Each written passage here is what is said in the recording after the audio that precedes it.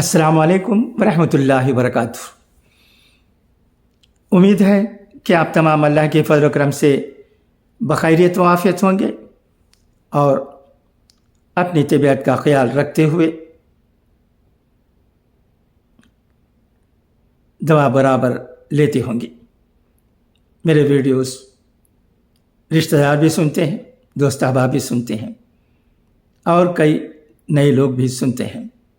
अल्हम्दुलिल्लाह अब तक सब्सक्राइब करने वालों की तादाद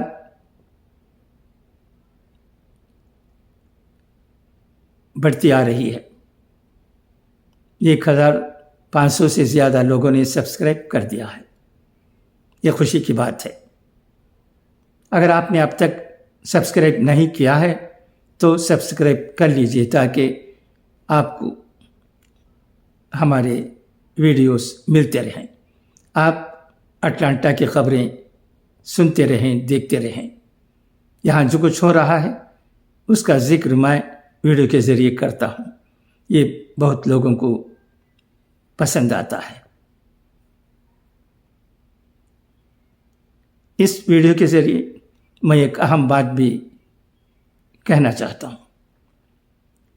तीसरी मर्तबा हमारे मुल्क के वज़ीर आज़म श्री नरेंद्र मोदी जी बने हैं।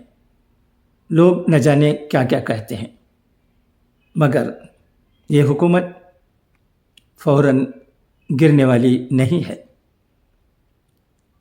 ये हुकूमत जारी रहेगी, आसानी से नहीं गिरेगी, गिरना भी नहीं चाहिए।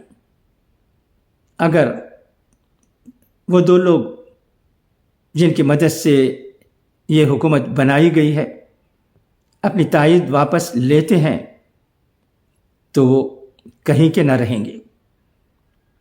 लोगों के दिलों में उनके लिए कोई अच्छी जगह नहीं रहेगी। उनकी हालत ना घर के ना घाट के हो जाएगी। इसलिए वो वापस तायद को नहीं ले सकते, नहीं लेना चाहिए, क्योंकि हमारे मुल्क की तरक्की के लिए एक अच्छी हुकूमत की ज़रूरत है जो बग़ैर डिस्टर्ब के जारी रहे। लिहाजा हम उम्मीद कर सकते हैं कि ये हुकूमत, फ़िलहाल जो हुकूमत है वो इंशाअल्लाह जारी रहेगी। खुदा करे कि जारी रखे। इसके अलावा ये जानकर भी खुशी हो रही है कि इस पार्लियामेंट में 24 मुसलमान जीत कर आए हैं। चंद बड़े लीडरों की हार ऐसा लगता है कि लोगों ने धक्का दे दिया है और चंद लोगों की जीत लाखों मार्जिन के साथ ये बताता है कि लोगों में वो किस कदर मकबूल हैं। हमें खुश होना चाहिए, हमें फ़ख्र होना चाहिए कि हम हिंदुस्तानी हैं और हमारा मुल्क हिंदुस्तान कभी डिक्टेटरशिप में नहीं आया। यह हमेशा जमहूरी मुल्क रहा है। इतने साल गुजर जाने के बावजूद इंशाअल्लाह ये सिलसिला जारी रहेगा।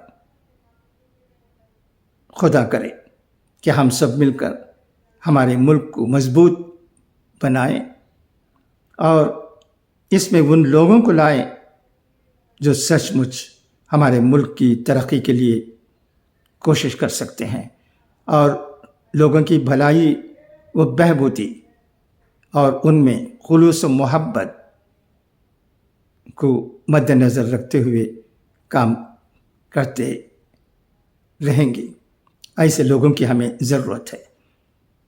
अब हालिया इंतखाबात में जो नताइज हमारे सामने आए हैं वो यही بتاتے ہیں کہ یہاں لوگوں کی حکومت ہوتی ہے، کوئی چاہے جتنا بھی چیخ لے، جتنا بھی شور مچائے، جتنا بھی لوگوں کو تقسیم کرے، ان کی جیت ہو نہیں سکتی۔ یہ بھی ہمیں جان لینے کی ضرورت ہے۔ اس پر بھی کئی باتیں ہو رہی ہیں اور اچھی باتیں بھی ہمیں سننے کو ملتی ہیں۔ اخبارات میں بھی اچھے ایڈیٹوریلز آ رہے ہیں۔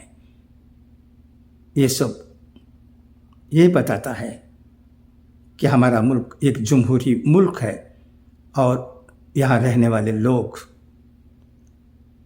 امن، شانتی اور پیسفل کو ایگزسٹنس چاہتے ہیں۔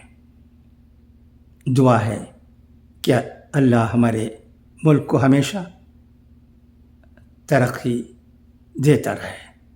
آپ بھی اس کے لیے دعا ہی نہیں بلکہ کام کاج بھی کیجیے۔ ہمارا بھی کنٹریبیوشن دیش کے لیے ہونا چاہیے۔